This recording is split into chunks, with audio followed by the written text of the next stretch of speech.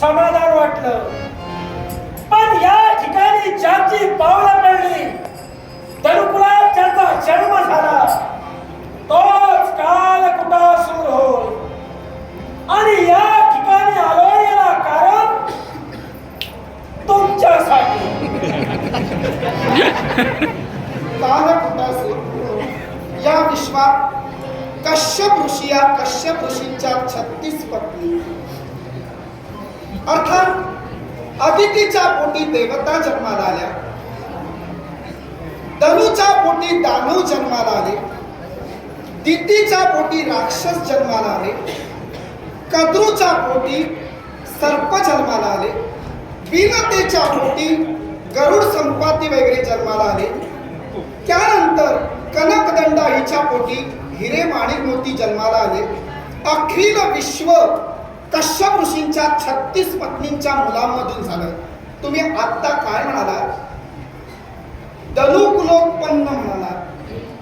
जरा तुम्ही धनुकुलोत्पन्न असाल तर कश्यप ऋषींच्या अदिती देवींच्या पोटी आमचा जन्म झाला, मग धनुच्या पोटी तुमचा जन्म झाला. आत्ताच तुम्ही म्हणाला धनु, तेव्हा नक्की आधी तुम्ही कुठल्या कुलात जन्माला आला त्याची खात्री तिचकी वाजवणं. आधी मी बोलतोय, तिचकी वाजवणं म्हणजे असभ्यतेचं लक्षण. ते तुम्ही माझ्याकडे येऊन प्रदर्शित केला तेव्हा ओघाओघानं म्हटलात मी धनुपुत्र. जर तुम्ही धनुपुत्र असाल तर मला तुम्हाला सिद्धता करून द्या, आणि धनूंच्या कुशकुलातील जन्माला आलेले पुत्र असाल तर आधी दाती पूर्ण घेऊन मला शरण द्या आणि नंतर परिचय द्या. शरण येणारा मी नव्हे, मी धनुकुल का म्हणालो? बोला. मलाही पाहायचं होतं सूर्यदेव किती जादू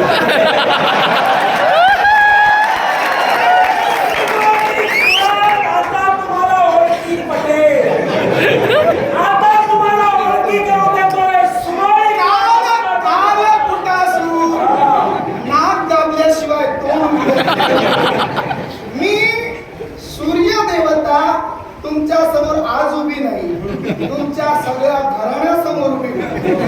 तेव्हा तुमचं घराणं काय आहे हे मला कळलं का? माझा एक लहानसा प्रश्न आहे.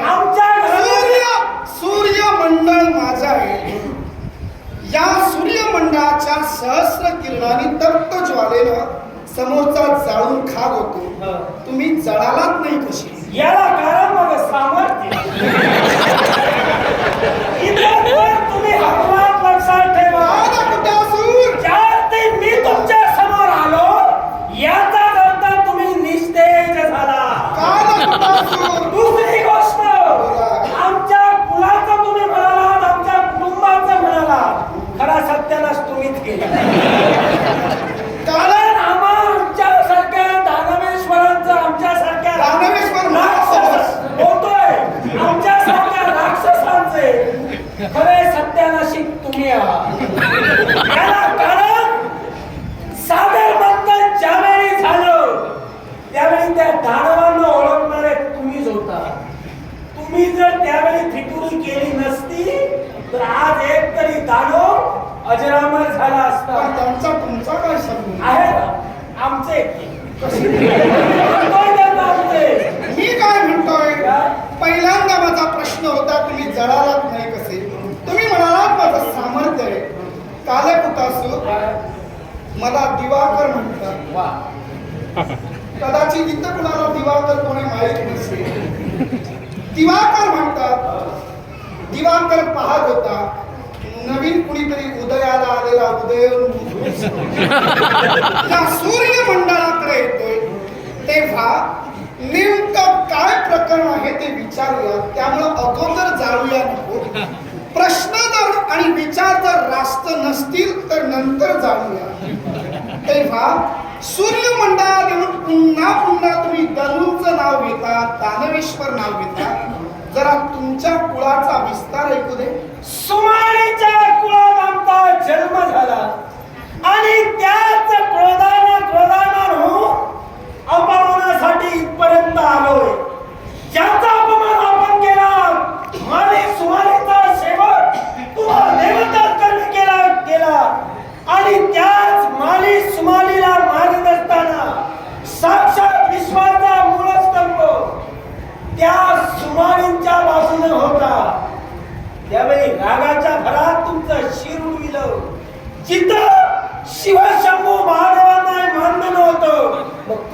गेला तिथं? तुम्ही नक्की सुमाळी कुलातीलच आहात. होय. तुम्ही काय म्हणालात? सुमाळी आणि माळींना तुम्ही मारिलं. नक्कीच माळींना मारिलं वैकुंठीच्या नारायणानं मान्य करतो. पण सुमाळी वयोवृद्ध अवस्थेत जाऊन म्हातारे होऊन मेले, मग तुम्ही आमच्यावर आरोप कसा करा? याला कारण तुम्ही आहात. तुम्ही नक्की तुमच्या कुळाचा अभ्यास करून आलात का? पूर्णपणे केलं.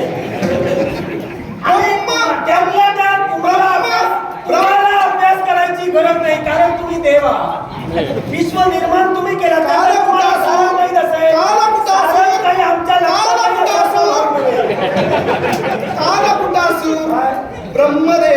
ब्रह्मदेवांपासून हेती प्रहेती जन्मा झाला तुम्ही.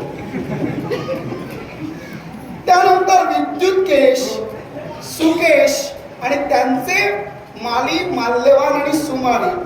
आता जर ब्रह्मदेवांचे पुत्र हेती प्रहेती आणि हेती प्रहेतींचे पुत्र विद्युतकेश, त्यांचे सुकेश, त्यांचे माळी, सुमाळी, माल्यवान, तर तुम्ही आधी सुमाळी कुळातील कसे काय? तुम्ही ब्रह्मकुळातील तरी असायला हवे, उन्हापेक्षा हेती प्रहेतींच्या कुळातील असायला हवे. कुळाची शाखा मुख्यत्वाकडून सांगितली जाते, मग तुम्ही कसं का सांगितलं? पण ती शाखा तुम्हाला माहित नाही. देवा देवा म्हटल्यानंतर कळायला हवं. मी इथं फक्त आलोय सुनाग्नी पूर्ण करण्यासाठी. या सूर्याचा हस्त करायचा आहे. ते आतापर्यंत घडलं नाही, ते आज मी घडणार आहे. पुन्हा चुकला. तुम्हाला जेवढ्या सूर्याचा अस्त करण्याचा यापूर्वी कधी घडलं नाही म्हटलं, होय ना?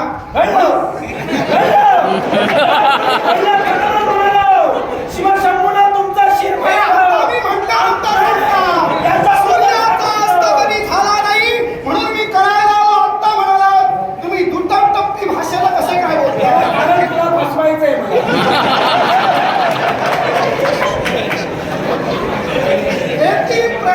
पासून तुमच्या विद्युत सुकेश, माली, सुमाळी, माल्यवानापर्यंत कुणी फसू शकले नाही. तुम्ही कसे फसले? एवढी हिंमत वाटली? त्यांना जे जमलं नाही ते मी करणार म्हणालो. एक लक्षात ठेवा. काय मृत्यू लोकांतील भाषेत जर सांगायचं झालं, मानवावर माझी नजर असते. मूर्खांच्या बाजारात द्राक्ष सुद्धा करवंद द्राक्षाच्या भावात घेणाऱ्याला कळायला सांगू नये. पण त्यामुळे काय झालं, मी तुम्हाला का सांगितलं? तुम्ही तुमचा मोल वाढवू पाहता, पण तुमच्या दुभाषीपणामुळे तुमचं मोल आता हळूहळू झालं तरी चालेल. पण माझी सवय जशी आहे, मी उडी टाकताना अशा ठिकाणी टाकतो तिथं समोर वाघ हवा. रानग्या कोल्ह्यात समोर उडी मारणारे बरेच जण आहे. समजा मी जर वाघासमोर मेलो, काय म्हणणार आहे? वाघानं खाऊन मेला. समजा हा वाघ जर इथून पळून गेला, नाव वाघाला पडणार. मला एक सांगतोय, पण वाघासमोर आलेला प्राणी म्हणजे कोणतरी ऐकूया. तुम्ही ठरवा. समजा या युद्ध संग्रामात जर तुम्ही पळून गेला, तर आम्हाला सुद्धा या प्राण्याचं नाव सांगायला पडून ठेवणार त्यात तुम्ही पण ठेवणार इतर आहे. तुम्हाला फक्त कार्य करा, कर्म करा. जर का सुमारी, माली वगैरे वगैरे यांचा सूड खावाने आला असाल, तर मग माझाही नाही इलाज आहे. शतम प्रतिशाट्य म्हणून तुमच्याही जीविताचा सर्व